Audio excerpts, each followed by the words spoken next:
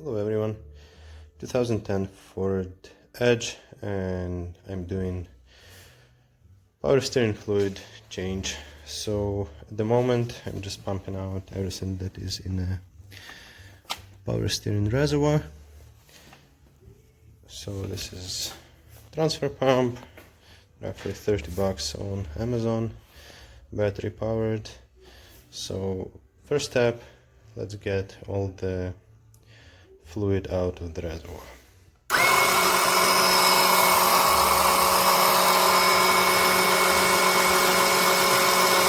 So now when the reservoir is empty, I would like to get the return hose, so here,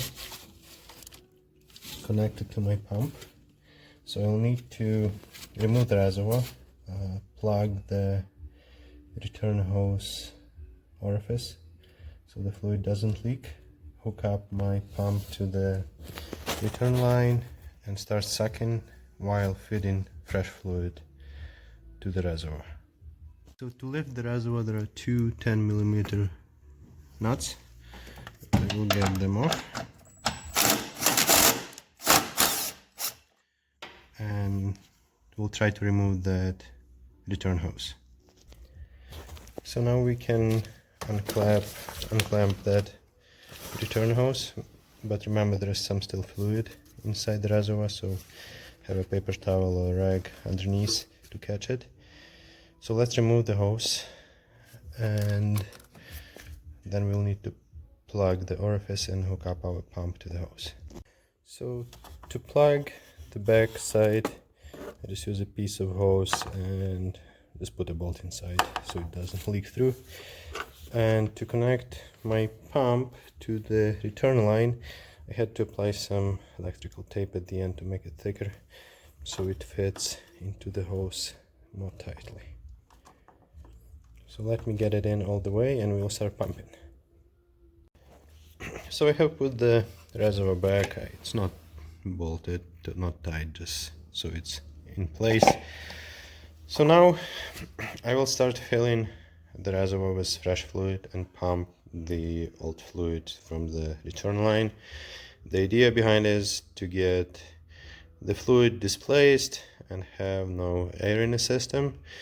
By this method we will replace all the fluid from the reservoir to the pump, from the pump to the rack and pinion, from the rack and pinion back to the cooler, and from the cooler to the reservoir. The only thing that will be left is fluid inside the rack and pinion, but that will be hard to get out unless we undo the lines on a power steering rack. And this is older vehicle and everything is so rusted underneath, so I don't want to touch that. But it still should give us quite a high percentage of fluid change or displacement. Okay, let's fill the reservoir with fresh fluid and start the pump. So for the fluid we are using Mercon 5 and this is Castrol Transmax Dex Merc. So let me get that filled before we start the pump.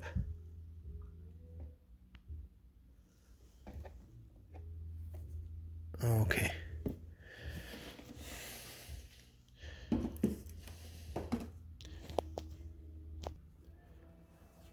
So I'll start the pump and keep feeding the reservoir, and you can see the color of the fluid that's coming out.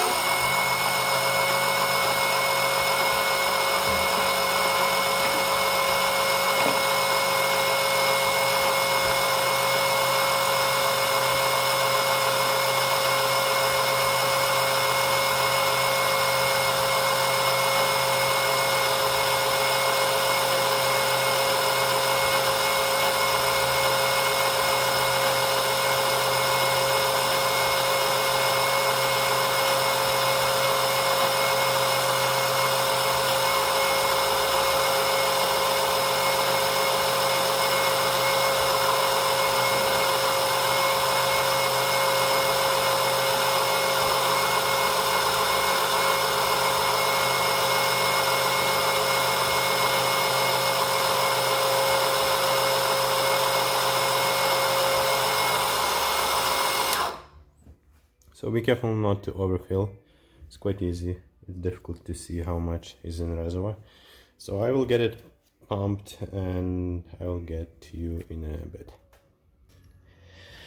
So here's the first sample that I had. This is one from the time when I get one bottle pump through.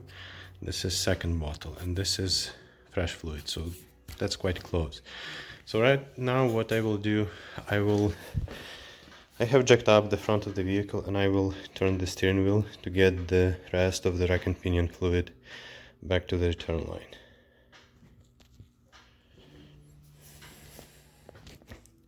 So right now wheels are all the way to the left and you can see, I don't know, like there is bubble, that fluid is moving because we have pushed the old fluid out of the rack and pinion from one side and fresh fluid went to the other side. So I will turn it one time more all the way to the right, what should extract the rest of the old fluid.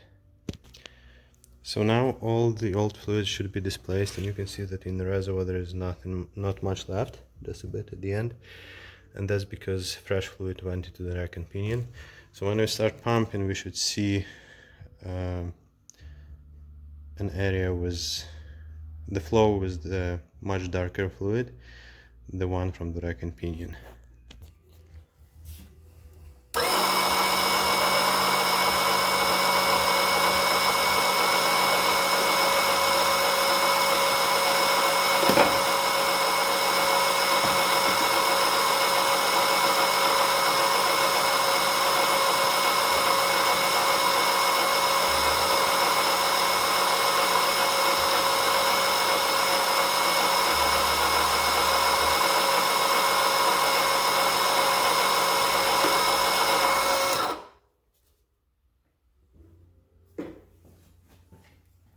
I don't know if you can see guys, but now the fluid turning dark again, so that's when the rack and pinion fluid is coming out.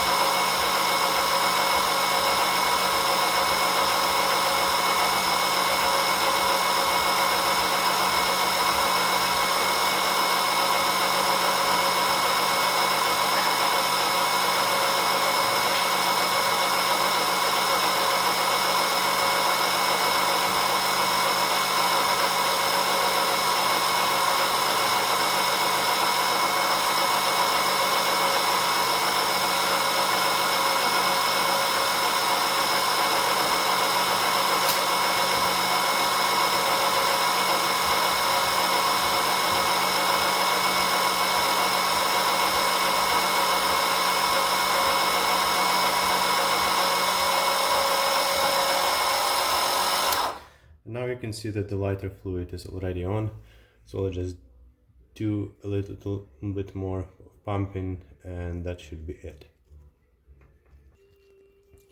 So now I will remove my pump and we'll put the return hose back and put those two nuts back to hold the reservoir, fill it to the level, and I will show you the samples that I took while doing this.